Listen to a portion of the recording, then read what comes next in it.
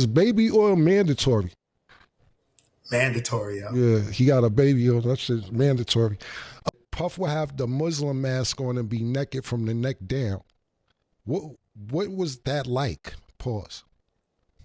Bro, that was like the weirdest ever. Right. You know All right, so Cameron, Mr. Petty himself, decided to do an interview today, and he interviewed the guy that was the worker in the whole Diddy and Cassie situation.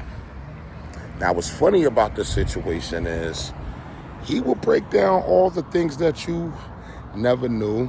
First, the dude ain't even really know Diddy was involved, and that's why I keep saying we gotta really, really question this whole Cassie's a victim logic.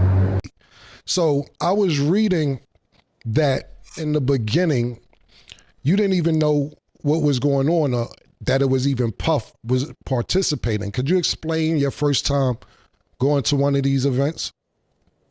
Yeah, so I really believed they were a married couple. Like when I got there, I didn't recognize Cassie. Right. Like I saw her face, she looked familiar, but honestly, when I saw her, I thought she was Megan Good. And then when she said her husband, when Puff walks out to finally, do his voyeur thing and see what's going on. So hold on real quick. It didn't start with Puff in the room. Nah, never started with him in the room. Okay. Cam, he didn't hold back. He even asked how that thing felt, which I thought was crazy. I think every guy really in the comments wanted to know, is it good after all of this? I mean, this $30 million situation.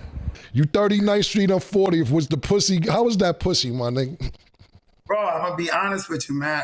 I couldn't get there, bro. Okay. Like I got a dude pacing back and forth. Right. You know what I'm saying? Yeah. My peripherals, my spider senses is wilding. You know what I'm saying? And especially when I found out it was Puff. The dude never really talked though. The dude only talked to Cassie, y'all. How you the victim and you only talking anyway? So he only talked to Cassie. Now the fact that he only talked to Cassie means a few things. That's who he did his business with. So he said that he didn't even realize Diddy was going to even be involved in the situation until later on. He said at first he was just asked to kind of like, I guess, be involved. This is the type of one thing he did mention is he knew that Diddy had a reputation.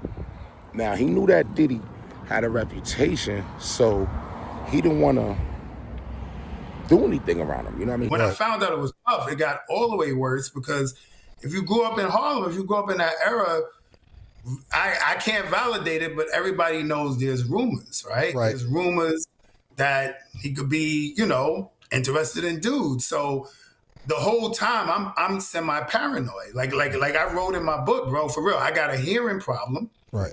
And sometimes when he would give her directions, I would hear like something completely different. Like he'll say, "Yo, I like the position you in," and I'm like, "Yo, did he just say I wish I could penetrate him?" Like, hearing, you know what I'm saying?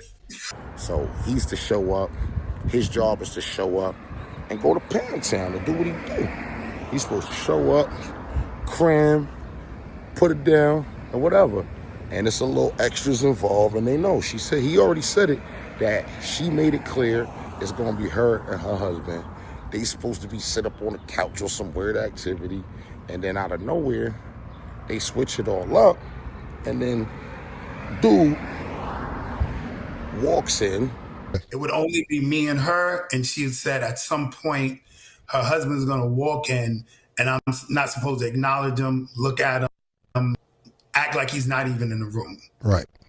So we'll be like on the couch, let's say on one end of the room, and then like on the far end of the room, it'll be like a table with a chair.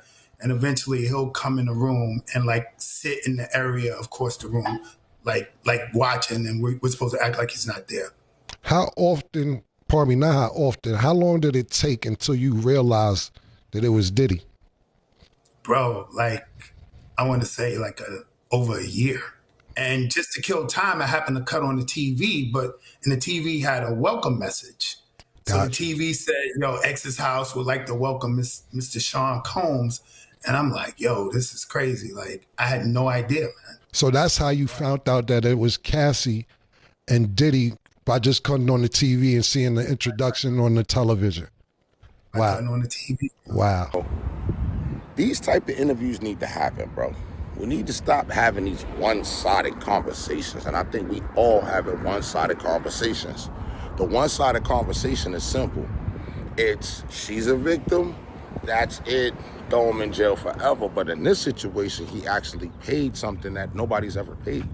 And $30 million is in excess of anybody. There is nobody that's ever had to pay $30 million for their mistakes in a relationship. So we did the, like, set up on the couches, the baby oil rub down or whatever. And then at some point, Puff jumped up. I didn't know it was him. He left the room. She left the room to talk to him. And she came back like, yo, that was perfect. We happy. We good. And then she said to me, yo, do you want to finish? Meaning, you know, I guess, do I want to bust a nut? Is baby oil mandatory? Mandatory, yeah. He got a baby oil. That's just mandatory. She participated in the situations willingly. Nobody was trying to hit her in the head. Nobody was trying to fight her. I don't see not a bit of violence going on in these situations. So, you know, I want to know from everybody in the crowd, what do you feel about this Diddy trial at this point? Is this really a RICO? Or is this really a shakedown after the shakedown? It was perfect. We happy. We good. And then she said to me, yo, do you want to finish? Meaning, you know, I guess, do I want to bust a, you know what I'm saying? And my first example, you know, I'm trying to be professional. Like, I'm like, nah, I'm good. Like, if y'all good, I'm good.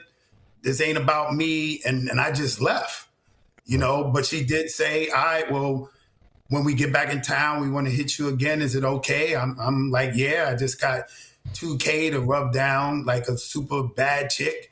So I'm not, of course I'm down if you want to hit me back. But it was offered to me the first time, and I actually turned it down, yo. I mean, you done shook the man down for $30 million. What are we talking about here? You know what I mean? It has to be a point where we draw the line and kind of move on to something else. But the trial's still going on right now as we speak. Still people, you know, other people that are getting testifying and saying that they want their piece of the bread and all that. But in reality, it's kind of like we got to draw the line.